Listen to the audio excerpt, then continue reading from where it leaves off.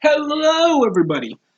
I want to, give a bit of a devil's advocate into the men and women that were recently released over the past several days ago from the WWE via conference call by Vince McMahon.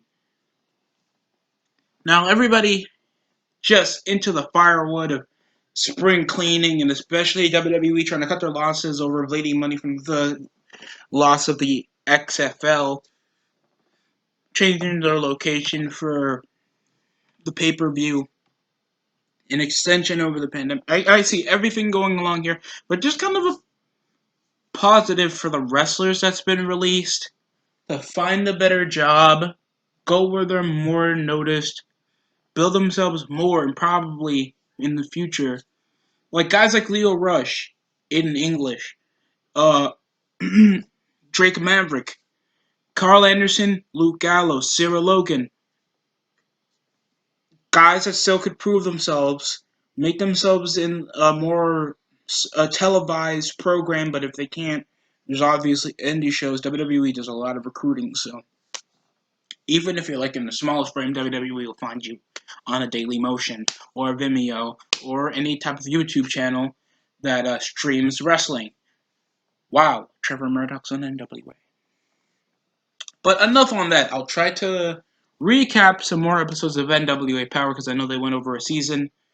One season, and I think I missed out on 3 episodes before the season collided.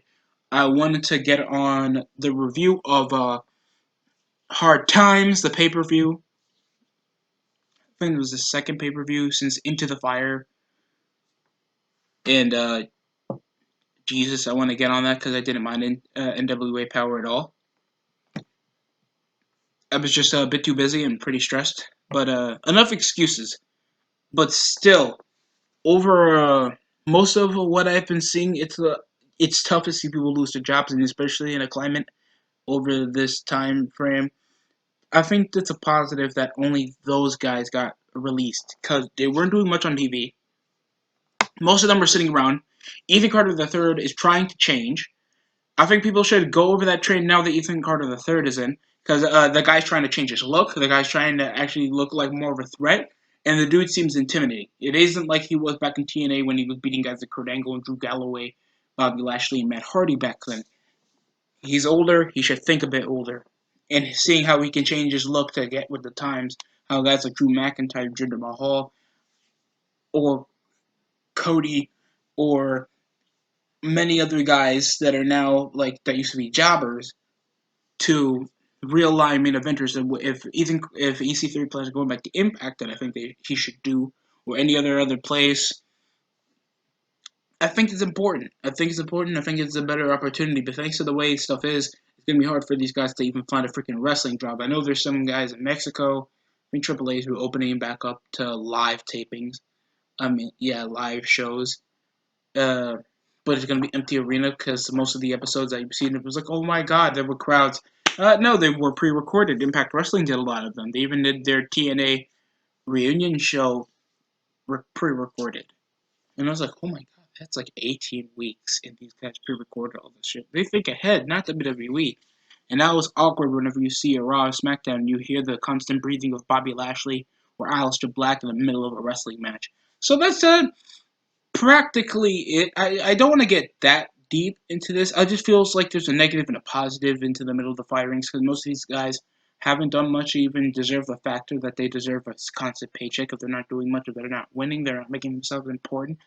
And if they're not showing much, they're just bodies. And if they consistently lose all the time, there's no reason for them to be in the company. And some of these guys are in a no match clause for 30 days before their release.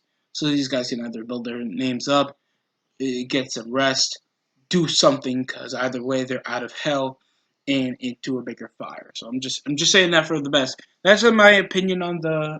That's like a double advocate point of view on how I feel like some of these wrestlers should be treating this job. Mike Yoda, uh, hope he gets somewhere. I hope some of the guys from NXT that got released. I think a lady that got jobbed by Nia Jax in her return match just 2 weeks ago. Hopefully, hopefully these guys find a better place to work and where it's going to be safer for them for the next couple weeks. I really hope these guys do well. And that's how I feel. Comment down below if you have a different view on this.